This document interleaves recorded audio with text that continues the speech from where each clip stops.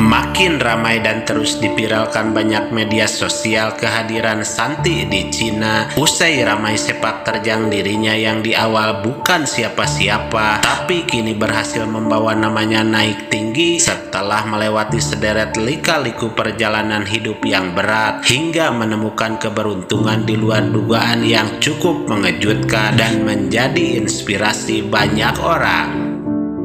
Keunikan Santi di Cina yang akhirnya banyak diekspos usai dirinya menjajakan jajanan khas Indonesia di tengah kebuntuan bisnis bersama suami di masa pandemi yang berlangsung rumit dan membosankan. Viralnya perjuangan hingga kesuksesan yang akhirnya banyak orang mencari tahu siapa Santi di Cina sebenarnya, yang memberi banyak inspirasi dengan cara unik dan berbeda sebab keahlian dan keuletannya tersebut. Hingga Buya Yahya menegaskan hal penting terkait ini. Selengkapnya mari kita bongkar dengan menyimak sampai selesai agar tidak salah paham.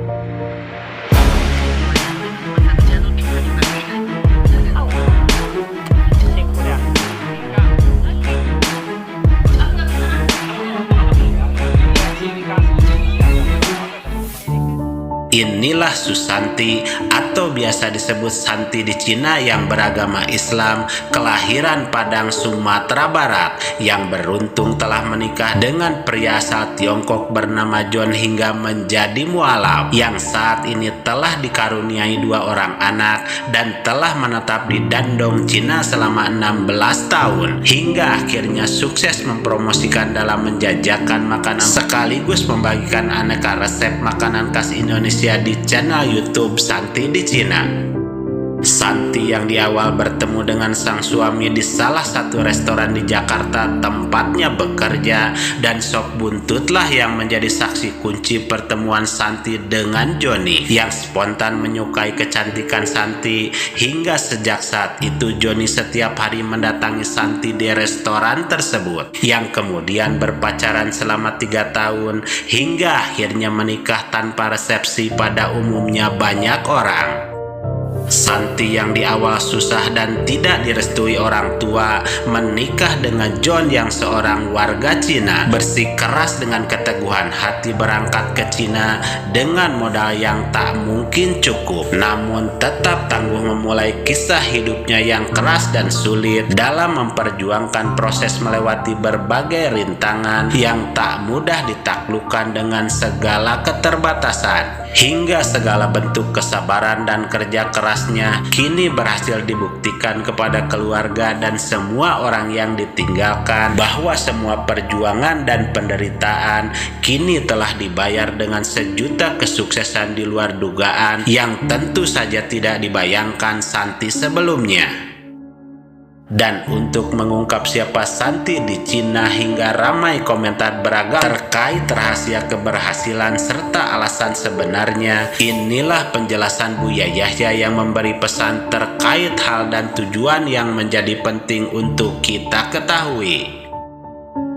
Jadi begini maksudnya, dalam irama menjalani hidup Anda usaha, dan usaha itu sesuai dengan prosedur syariat.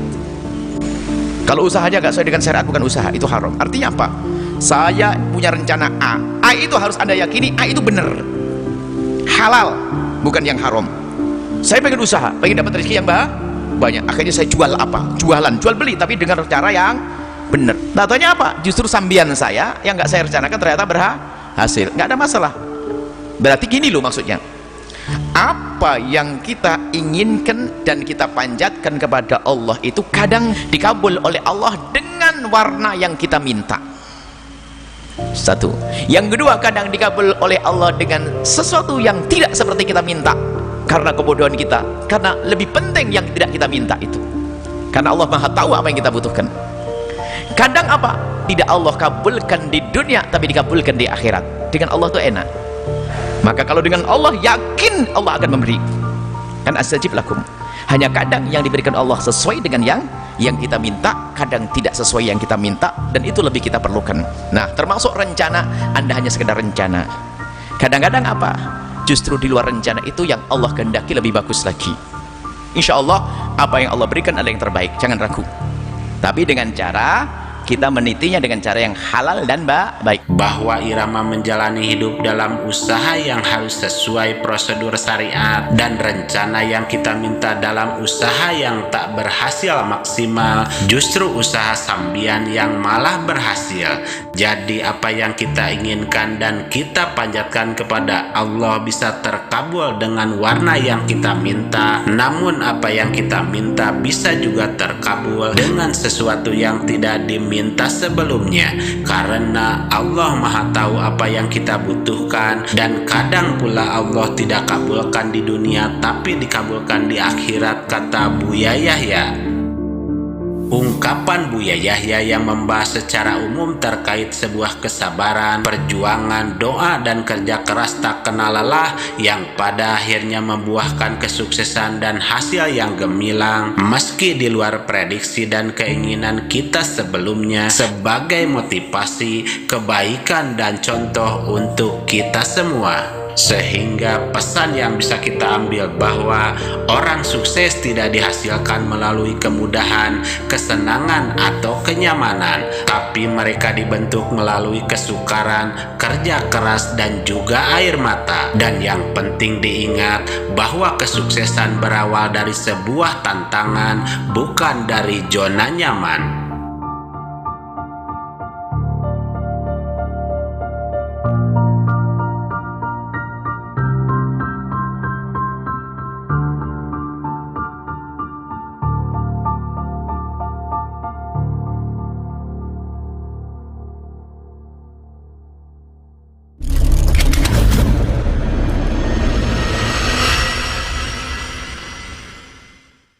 Harta yang kita cari pagi, petang, siang, dan malam itu belum tentu kita nikmati. Maka salah satu investasi akhirat sampai ke alam barzakh kita adalah pembangunan pondok pesantren. Di antaranya yang terpercaya, pembangunan pondok pesantren Gunung Panda Malang. Rekening wakafnya BRI 1174 01 00554 560 atas nama Pondok Pesantren Gunung Panda. Jangan lupa kontak konfirmasinya 0822 2847 0705. Berkah rezekinya, anaknya anak soleh soleha menjadi penghafal Al-Quran, dan negeri ini menjadi beldatun thayyibatun wa rabbun ghafur. Pahala terus mengalir meski umur kita telah berakhir.